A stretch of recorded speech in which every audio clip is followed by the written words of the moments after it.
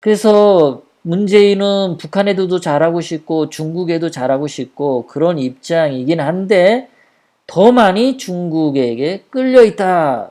예, 그렇게 지금 볼 수 있습니다. 자, 그런데 자, 지금 문재인이 하는 짓거리가 잘 보면 이런 짓거리를 하고 있습니다. 자, 이 역사상에 보면요. 그 한 나라의 지도자가, 리더가 흔들리면 반드시 전란이, 전쟁이 발생했습니다. 대한민국 역사에서 특히 그랬고, 전 세계 역사에서 다 그렇습니다. 지도자가 굳건하게 자기 소신껏, 트럼프 대통령처럼 저렇게 소신껏 하면요. 주변에서, 그 트럼프를 업수히 여기지 않습니다. 공포감을 느낍니다. 그래서 눈만 한번 껌뻑하면은 트럼프 대통령의 위험에 눌려서 말을 잘 들을 수 있어요. 근데 리더가 무슨 핫바지 저고리처럼 헐렁헐렁하면 말이죠. 그 나라에 어떤 나라든지 전쟁이 발생했다. 자, 한국의 예만 들겠습니다. 조선시대 인조 때 얘네들이 보면은 명나라 친명을 할 거냐 청나라 친청을 할 거냐 이거에서 헷갈렸죠. 자, 명나라는 이미 망했어요. 청나라가 명나라를 집어삼켰습니다. 그러면 새로 청나라가 들었으면 인조나 조선의 양반들은 청나라에게 충성을 바쳐야 되는데 예전에 명나라에게 충성을 바쳤다고 친명을 한 거예요. 그러니까 청나라 황제가 인조를 가만두겠습니까? 다 죽어간. 이 바보들은 국제 시세가 어떻게 흘러가는지 국제 시세에서 누가 힘이 있는지를 보는 게 아니라 어떤 이념과 사상에 꽉 노예가 돼가지고 명나라를 섬겼으니까 죽어도 명나라야. 이 바보들이 말이죠. 눈치가 없죠. 그래서 인조가 호란을 겪고 남한산성에서 나와서 그 추운 겨울날 얼음이 얼은 그 땅바닥에 머리를 9번을 찧었다라는 그런 이야기가 들리죠. 아직도 그 소리가 귓가에 들리죠. 쿵, 쿵, 쿵. 인조 대가리 땅바닥에 부딪히는 소리였습니다. 자, 그 다음에 인조도 이랬고요. 고종도 그랬죠. 아장무능한 왕 고종. 얘는 친러로 갈까요? 친일로 갈까요? 친중으로 갈까요? 친미로 갈까요? 그냥 흔들려. 아관파천으로 러시아 공사관으로 몰래 도망가지를 않나? 일본한테 빌붙었다가 뭐 이토 히로부미 같은 사람한테 붙어가지고 어떻게 하면은 조선도 잘 사니? 이토 히로부미야 너 일본 정부의 그거 총리 그거 그만두고 조선의 총리가 돼주지 않을래? 그런 멍청한 소리 하다가 또 중국한테도 기웃기웃하고 그러다가 조선이 망한 거 아닙니까? 맨날 의병 터지면은 의병 죽인이라고 바빠. 고종이라는 자는 말이에요. 아니 자기네 나라 백성인 조선 백성이 의병을 들고 일어나면 자기네 나라 백성은 막 죽여. 일본군하고 손붙잡고 막 죽여. 자기네 나라 백성을. 지네 나라 백성은 잘 죽여. 잘 죽여. 그런데 나라가 망할 때 일본군하고 싸우지도 않아. 그냥 갖다 다 바쳐. 그게 고종이라는 놈이었어요. 자, 그런데 이제 문재인이 왔어요. 문재인이 친중으로 갈까요? 친북으로 갈까요? 반일을 할까요? 반미를 할까요? 이렇게 문재인이 친미, 친일, 한국, 미국, 일본 삼각 동맹을 맺다가 이거 이제 다 깨고 반일 반미하고 친중으로 확실하게 돌아서는 게 오늘 문재인이 한 짓이죠. 자, 국제 관계에서 어느 한 나라를 버린다라는 것은 그 뒤에 다른 어떤 한 나라를 택한다라는 얘기입니다. 문재인이 대한민국을 영세 중립국으로 선포하지도 않았어요. 대한민국은 혼자 길을 가겠다 이런 말도 하지 않았어. 그런데 일본을 버렸다? 그것은 미국을 버리는 건데 그러면 누군가를 붙잡아야 문재인이가 버티겠죠. 그 바지가랭이 잡은 게 누구겠어요? 중국의 띠호와 핫바지 잡은 거죠. 문재인이는 시진핑으로부터 뭔가 확답을 받았을 겁니다.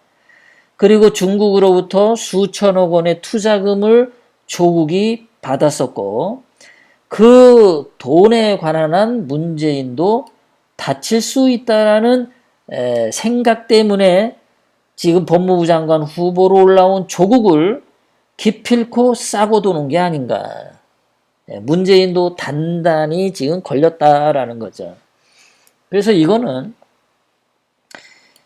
문재인이가 지금 일본이 믿기 때문에 단순하게 한일 정보협정 파기한 게 아니다. 중국하고도 문재인 간에 뭔가가 굉장히 부지런하게 무슨 연락이 요 최근 8월 달 들어서 엄청 심했을 거다. 굉장히 중국하고 뭔가 신호가 많이 왔을 거예요. 아마 미국의 CIA 같으면 청와대하고 중국하고 사이에 뭔가 연락이 많이 오고 가는 통신 발신과 수신 횟수가 왜 그렇게 북경하고 베이징하고 청와대 간에 많이 오고 가는지 굉장히 의심했을 수도 있어요. 그리고 이 연락이 쉽게 가는 이유는 뭐냐면 지난번에 청와대에 비서실장을 했던 장하성인가요? 비서실장 했던 장하성이 지금 중국 대사로 가 있잖아요. 그리고 지난번에 중국 대사로 있던 노영민이 그리고 청와대 비서실장으로 왔잖아요. 그러니까 지금 청와대는 중국 총독부 같은 짓을 하고 있다라는 의심이 굉장히 강하다라고 말하는 어떤 분의 말을 제가 지나가다 귓등으로 들었습니다. 뭐 제 뒤로는 왜 맨날 그런 사람들만 지나가는지 몰라. 그리고 그런 사람들이 떠드는 소리를 저는 귓등으로 왜 그렇게 잘 듣는지 몰라. 나도 몰라. 몰라. 어쨌든 그래요. 그러니까 이게 문재인 청와대하고 중국 시진핑하고는 핫라인이 있다. 핫라인이. 이거 분명히 핫라인이 있는 거예요. 아니 뭐 여러분들도 그렇게 생각하잖아요. 청와대 비서실장 했던 놈이 중국 대사로 가고 중국 대사로 있던 놈이 청와대 비서실장으로 오고 완전히 얘네는 그냥 일란성 쌍둥이야. 장하성 중국 대사나 노영민이라고 그냥 쌍둥이야, 쌍둥이. 텔레파시가 통하는 거야, 얘들은요. 그러니까 직방으로 시진핑하고 문재인은 다이렉트로 연결되고 있는 거예요. 지금 문재인 정부는 친중 정부라고 봐도 과언이 아니다. 너무 중국에 이렇게 기울어지다 보니까 그리고 중국하고 좀 잘 지내달라고 문재인이 김정은한테 부탁을 한 게 아닌가. 그러니까 김정은이가 자꾸 개소리 하지 말라고 하는 게 아닌가 그런 생각이 들어요. 삶은 소 대가리가 자꾸 이상한 소리 한다라고 김정은이가 하는 말이 왜 그런가 잠잠히 생각해 보면은 문재인이가 자꾸 조르는 거야. 정은이 수령동지 시진핑 형님하고 좀 잘 좀 해보세요. 중국하고 사이좋게 좀 지내세요. 이런 짓을 하지 않았나. 그러니까 문재인이 지난번에 김정은의 대변인이라는 별명이 붙었잖아요. 근데 지금은 문재인이가 시진핑의 대변인이 된 게 아닌가 그런 의심을 받는 거죠. 그러니까 미국하고 북한 간의 그 중간자에서 운전자론을 떠들었잖아요. 문재인이가. 그런데 지금 문재인이가 중간에서 운전자 역할을 누가 하냐면은 시진핑하고 김정은 사이에 중매쟁이 역할을 하고 있는 게 아니냐 이런 의심이 가는 거예요. 그러니까 김정은이가 삶은 소 대가리에 얘가 웃는 소리 한다. 분명히 김정은은요. 중국 시진핑하고 거리를 두고 있습니다. 거리를 두고 있어요. 어쩔 수 없이 만나기는 하지만 거리를 두고 있다. 근데 문재인은 굉장히 친중적인 무슨 메시지를 김정은한테 전했다가 지금 개털이 된 거야. 그러니까 문재인이 지금 믿는 사람은 누구다? 시진핑을 믿고 있다. 김정은을 믿고 있는 것도 아니고요. 시진핑을 믿고 있다. 지금 그런 생각이 들어요. 자, 그래서 문재인이 지금 막 헷갈리죠. 리더가 흔들리면 전쟁이 발생한다 그랬죠. 친미했다가 반미로 돌아서고 친일했다가 반일로 돌아서고 친중 아닌 것처럼 했다가 친중으로 막 묶이고 종북하고 친북하는 것 같은데 김정은한테 맨날 얻어 터지죠. 그러니까 지금 문재인이가 여기로 갈까 저기로 갈까 지금 굉장히 헷갈리는 겁니다. 헷갈리지 않더라도 여기로 왔다 저기로 갔다 작부처럼 술집 작부처럼 여기 가서 무릎팍 앉았다 저기 무릎팍 앉았다 이렇게 왔다리 갔다리 하면요 이거 개 쳐맞듯이 쳐맞는 거예요. 그러니까 한국이 지금 전쟁의 위험 속으로 들어가고 있다라고 볼 수도 있습니다. 올해는 전쟁이 안 터질 거예요. 2019년은 조용히 갈 겁니다. 이제 가을이 되고 겨울이 오면 대개 겨울에는 전쟁을 하지 않아요. 봄에 하죠. 봄하고 여름 들어가는 아주 좋은 날씨 합니다. 뭐 예를 들어서 5월 뭐 이럴 때 6월, 5월, 6월 이때 전쟁을 합니다. 자, 내년도 2020년이 정말 운명의 한 해가 될 텐데요. 2020년에 무슨 여러분들이 다 아시다시피 한국에 총선이 있죠. 지금 조원진도 2020년에 국회의원 되는 그 욕심밖에 없죠. 자유한국당에 있는 자들도 국회의원 배지 한 번 더 달겠다라는 욕심밖에 없습니다. 더불어민주당 애들은 말할 것도 없고요. 지금 현재 배지를 달고 있는 300명의 국회의원들은 내년에 한 번 더 국회의원 배지 다냐 못 다냐가 큰 문제지 대한민국이란 나라가 어디로 흘러갈지 관심 없어요. 얘네들은요. 정치꾼이기 때문에. 2020년 총선 내가 볼 때는 문재인이 자기의 운명을 도박질하는 마지막 해가 2020년일 거다. 제 생각에는요.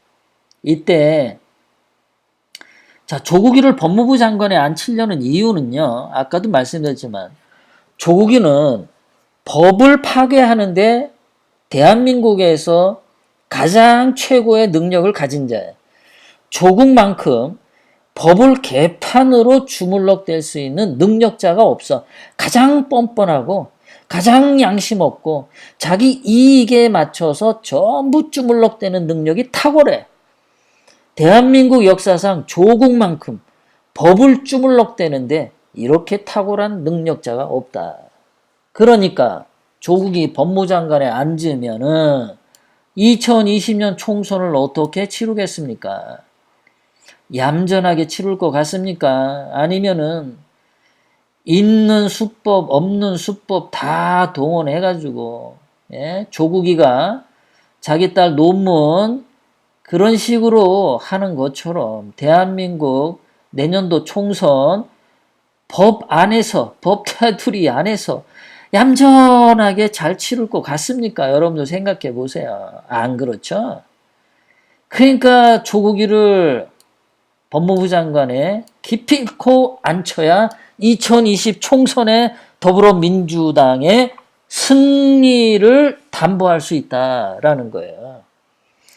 뭔 짓을 해서라도 총선에 승리하려고 할 거고 뭔가 국민들의 불만이 불법 선거다, 부정선거다, 불만이 나오면 조국과 같은 저러한 능력자가 그거 저항을 다 뭉개겠죠. 예, 조국과 같이 저런 자가. 그래서 2020년 총선에 그 짓을 최고의 도박을 때리기 위해서는 선수가 필요한데 조국이 법무부 장관에 앉아야 된다. 조국 말고는 그 짓을 할 자가 없어. 법무부 장관에 앉아가지고 조국이 최고인 거야. 최고의 인재인 거예요. 문재인이 봤을 때. 그래서 조국을 지금 법무부 장관 앉혀가지고 온갖 비리가 자고 나면 터지고 자고 나면 터지고 하니까 조국을 구하겠다고 일본 같은 거 갖다 버리는 거예요. 미국 갖다 버리는 겁니다. 문재인한테는 시진핑만 있으면 되니까. 선거에서 승리해서 100년 더 더불어민주당이 정권 잡는 게 중요하니까 대한민국 죽거나 말거나 상관없어. 그리고 내년에 총선 해가지고 더불어민주당이 200석 이상을 무조건 국회의원 뽑는 겁니다. 더불어민주당이든 정의당이든 평화당이든 민중당이든 다 끌어모아가지고 좌파들을 의석수 200명 넘게 한 다음에 개헌하는 게 문재인의 내년도 목표다. 200명 이상 뽑아서 개헌하는 게 문재인의 목표다. 그 개헌을 밀고 가려면 조국만한 인재가 없다. 조국처럼 목숨 내놓고 이왕 뭐 조국 다 망가진 거잖아요. 조국이 지은 범죄 의혹이 얼마나 많습니까? 그 수많은 범죄 의혹을 딛고 일어서려면 조국은 더 큰 칼로 자기가 역사적인 범죄를 저질러야죠. 더 큰 불을 내서 작은 불은 꺼야 되는 게 조국의 입장에서도 밀고 나가는 겁니다. 이거는 조국이 그만둔다고 그만둘 게 아니에요. 문재인이가 계속 밀어붙일 겁니다. 더불어민주당 애들이 계속 조국을 갖다가 응원할 겁니다. 좌파들이 조국 싸고 돕니다. 2020년 총선에 승리하고 200명 이상 국회의원 만들어서 개헌을 하고 그 개헌의 내용은 지방 분권 개헌이죠. 조원진도 좋아하는 지방 분권 개헌을 내년 총선 이후로 한다. 아니면 총선 때 헌법도 같이 개헌하는 거를 국민투표에 붙일 수 있죠. 그럼 4월 달에 대한민국 운명은 작살이 난다. 자, 그렇게 되고 나면 뭔가 선거에 부작용이 있어. 불법 선거라고 국민들이. 그런데 미국은 대선을 해요. 미국도 바빠, 트럼프 대통령이. 한국 신경 쓸 게 없어.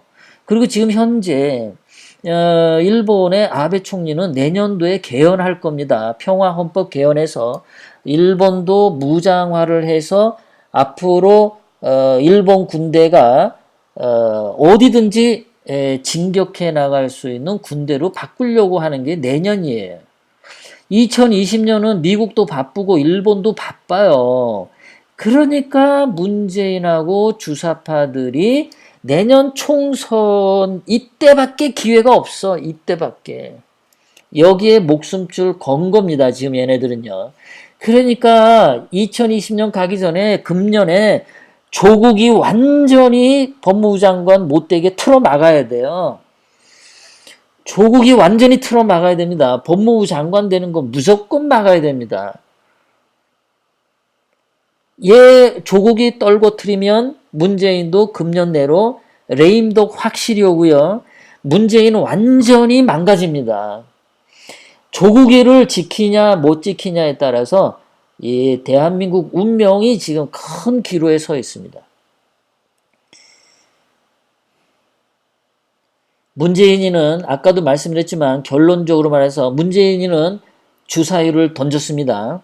반미 반일로 가고 친중으로 가면서 한국은 헌법 개헌을 내년에 하는 걸로 그 일을 하는데 악역을 맡을 칼잡이가 누구냐? 조국이다. 조국은 사법고시를 패스하지 않았어. 그러니까 사법고시 붙은 애들에 대한 질투, 이게 시기 질투가 열등감이 아주 가득 차네요, 얘는. 자기도 기득권자고 상류층이면서 다른 사람의 기득권자 상류층 보면은 배알이 틀리는 애가 조국이야. 얘는 지 혼자만 해먹어야 돼. 그러니까 사법고시 패스한 검사들 조국이가 아주 싫어할 수 있어요. 사법고시 패스한 판사들 아주 싫어할 수 있어요. 조국이는. 그러니까 조국이 입으로 맨날 하는 게 뭡니까? 사법고시 패스 안 해도 판검사 되는 그거 만들겠다고 한 거잖아요. 완전 개판으로 만들겠다고 하잖아요. 조국처럼 이렇게 문재인이가 봤을 때 조국처럼 완벽한 법무부 장관이 없는 거야. 문재인이가 하기는데. 내년도에 만약에 제가 이제 불길하게 말씀드렸죠. 조국이 법무부 장관이 되고 2020년 총선에서 문재인이 200석 이상 얻고 그 다음에 개헌을 하게 되면 지방 분권 실시하고 대한민국은 완전히 중국 속국으로 들어간다. 북한의 적화가 되기 이전에 시진핑의 속국이 돼버린다라는 게 제 예상입니다. 그래서 한 번도 가지 않은 길이 바로 그게 아닌가. 옛날에 6.25 때는 북한군이 내려와서 북한이 남한을 먹었었잖아요. 그건 이미 있었어. 그런데 중국이 한국에 총독부를 설치해서 한국을 통치하는 것은 역사상 없었어. 근데 문재인이가 중국 총독부 역할을 하려고 하는 거 아니냐. 대한민국이 한 번도 가보지 않은 역사, 중국 총독부를 대한민국 땅에 세우는 것. 그것이 문재인 머릿속에 있는 게 아니냐. 이런 생각이 들어요.